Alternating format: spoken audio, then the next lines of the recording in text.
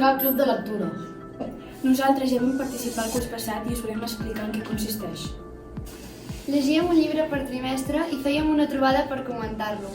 Cadascú donava la seva opinió sobre personatge, espai, argument, capítol que més li havia agradat i així la nostra visió de la lectura s'enriquia i s'ampliava.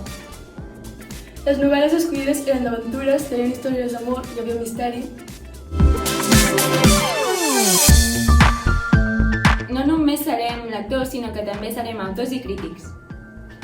Per això hem pensat unes activitats diferents i molt dinàmiques.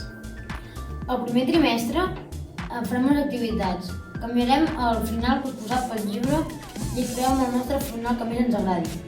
Al segon trimestre gravàvem moctelles sobre l'argument i la temàtica de la lectura, que així donen a conèixer els possibles lectors.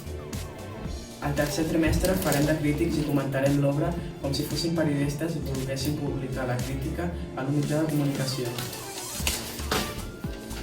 Quan a les lectures, aquest curs tindrà la possibilitat d'escollir entre 2 llibres cada trimestre. Al final de curs, entre els millors autors i crítics es farà un sorteig perquè aconsegueixin el llibre que desitgin. Vine i no deixis que t'expliquin.